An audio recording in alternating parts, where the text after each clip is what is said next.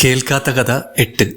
എങ്ങനെയെങ്കിലും പൈസ ഉണ്ടാക്കുക, എന്നിട്ട് ലാസ്റ്റ് ശരിയാക്കാവുന്നേ ഉള്ളൂ ഈ കാര്യങ്ങളൊക്കെ.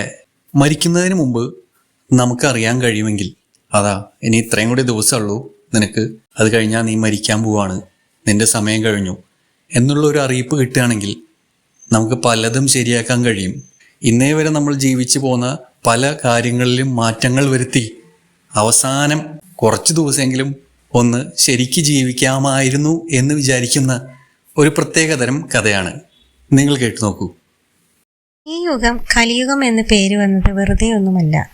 ഈ കലിയുഗത്തിൽ ചിലർ നല്ലത് ചെയ്ത് നല്ലവരാകാൻ നോക്കാതെ നല്ലവനാണെന്ന് ജനങ്ങളെ കാട്ടാനുള്ള സൂത്രപ്പണികളിൽ ഏർപ്പെടുന്നു.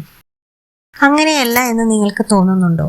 എങ്കിൽ നിങ്ങൾക്ക് വേണ്ടി ഇതാ ഒരു കേൾക്കാത്ത കഥ. ഒരു സൂത്രശാലിയായ ബിസിനസ്സുകാരൻ, വലിയ പണക്കാരനായിരുന്നു. എന്നാലും ഏത് വിധേനയും പണം ഉണ്ടാക്കണമെന്ന ചിന്ത മാത്രമേ ഉണ്ടായിരുന്നുള്ളൂ. പക്ഷെ വലിയ തട്ടിപ്പുകളൊക്കെ ചെയ്യുമ്പോഴും ഉള്ളിൻ്റെ ഉള്ളിൽ അയാൾക്ക് ദൈവഭയം ഉണ്ടായിരുന്നു.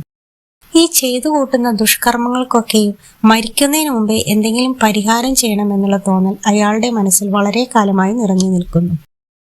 അതിനൊരു വഴി അന്വേഷിച്ച് അയാൾ ഒരു സന്യാസിയുടെ അടുത്ത് ചെന്നു. ദിവ്യനായ ആ സന്യാസിയോട് ഈ സൂത്രക്കാരനായ ബിസിനസ്സുകാരൻ എല്ലാം വിശദമായി പറഞ്ഞു. എന്നിട്ട് ചോദിച്ചു, മരണം അടുത്തെത്താറായി എന്ന് നമുക്കെങ്ങനെ അറിയാൻ കഴിയും സ്വാമിജി?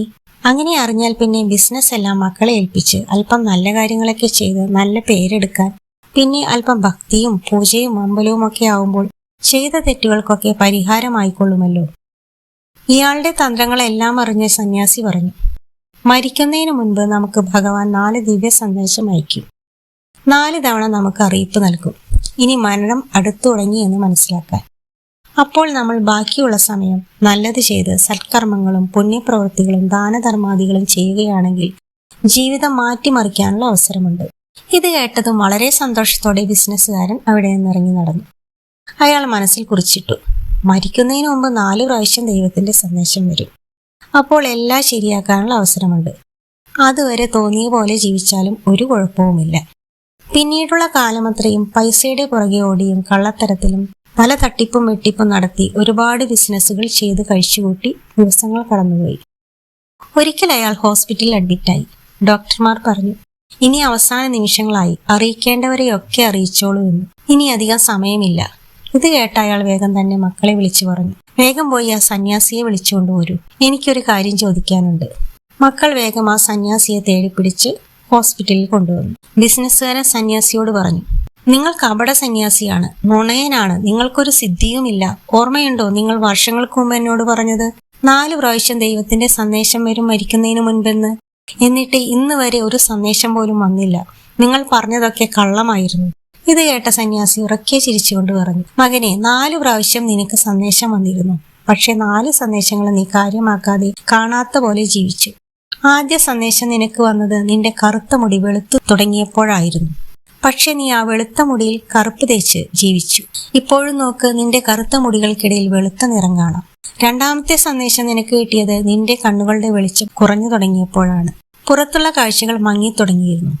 ഇതായിരുന്നു നിന്റെ പുറം കാഴ്ചകൾ മാറ്റി ഉള്ളിലേക്ക് നോക്കേണ്ട സമയം, ഉള്ളു ശുദ്ധീകരിക്കേണ്ട സമയം, വികാരങ്ങളൊക്കെ അടക്കാനുള്ള സമയം. പക്ഷെ നീ കണ്ണട വെച്ച് ഒന്നും അറിയാത്ത പോലെ നടന്നു. മൂന്നാമത്തെ സന്ദേശം നിന്റെ പല്ലുകൾ കൊഴിയുന്നതോടെ ലഭിച്ചു.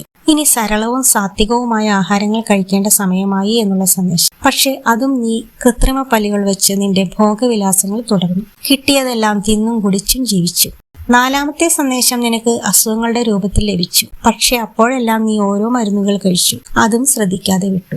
എല്ലാ സത്യങ്ങളിൽ നിന്നും മുഖം തിരിച്ച് ജീവിച്ചു. ഈ സന്ദേശങ്ങളൊക്കെ നീ ശ്രദ്ധിച്ചിരുന്നുവെങ്കിൽ നിനക്ക് ഞാൻ അന്ന് പറഞ്ഞ ജീവിതമാറ്റങ്ങൾ വരുത്താനുള്ള അവസരം ലഭിച്ചേനെ. നല്ല കർമ്മങ്ങൾ ചെയ്ത് സന്മാർഗത്തിലൂടെ ജീവിതാവസാനം നന്നാക്കാൻ കഴിഞ്ഞേനെ. അതൊന്നും ശ്രദ്ധിക്കാതെ ചതിയും വഞ്ചനയും പണത്തിനു വേണ്ടി തട്ടിപ്പും വെട്ടിപ്പും നടത്തി നീ നിന്റെ ജീവിതം അവസാന നിമിഷത്തേക്ക് എത്തിച്ചു. ഇത് വളരെ ചെറിയൊരു കഥയാണ്. പക്ഷെ ഈ വലിയ 4 സന്ദേശങ്ങൾ നമ്മൾക്കെല്ലാവർക്കും ലഭിക്കും. അത് മനസ്സിലാക്കി ബാക്കിയുള്ള സമയം ശരിക്കും നല്ലതിനു വേണ്ടി ഉപയോഗിച്ചാൽ നമ്മുടെ ജീവിതവും മാറ്റാനുള്ള അവസരമായിരിക്കും.